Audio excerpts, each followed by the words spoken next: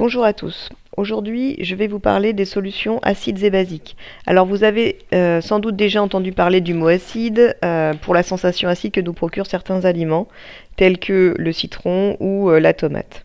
Mais peut-être avez-vous déjà utilisé ou vu à la maison des acides tels que l'acide chlorhydrique, qui permet par exemple de détartrer. Alors, comment déterminer si une solution est acide ou basique? C'est le propos de cette vidéo. Alors pour cela, le chimiste a défini une grandeur que l'on peut mesurer et qu'il a appelée le pH. Qu'est-ce que le pH? Avant de donner sa définition, peut-être vous en avez déjà entendu parler à propos notamment de pH de l'eau d'un aquarium. Vous voyez que sur ce produit ici, il est inscrit pH. Donc il s'écrit petit p grand H, qui permet d'abaisser le pH de l'eau d'un aquarium si nécessaire. Peut-être en avez-vous entendu parler aussi de pH à propos de l'eau de piscine, si vous en avez une, puisque ceci est un kit qui permet de déterminer la valeur du pH de l'eau de votre piscine pour savoir si elle correspond à un pH idéal. On peut lire aussi sur certains savons, en fait, cette indication pH neutre.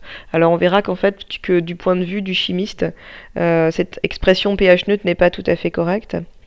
On peut lire aussi la valeur du pH sur l'étiquette d'une eau minérale ou de source, puisque il est indispensable de la voir figurer. Alors si on regarde cette valeur que j'ai entourée en rouge ici, on s'aperçoit que il est écrit donc pH égale 7,0 et que le 7,0 n'est suivi d'aucune unité. C'est parce qu'en fait le pH est un nombre qui est une grandeur mesurée qui est sans unité. Cette valeur est toujours comprise entre 0 et 14. Alors le chimiste a défini 3 domaines. Un domaine pour lequel le pH est strictement égal à 7. À ce moment-là, la substance est neutre. Pour des valeurs de pH inférieures à 7, on a affaire à des solutions ou des substances acides. Enfin, pour un pH supérieur à 7, on a affaire à des solutions basiques. Alors en ce qui concerne les substances avec des pH inférieurs à 7, en fait, plus le pH est faible et plus la solution est acide. Au contraire, pour des valeurs de pH supérieures à 7, plus la valeur du pH est importante et plus la solution est basique. Jetons un œil sur cette échelle qui nous indique le pH de différents liquides que l'on peut rencontrer dans la vie quotidienne.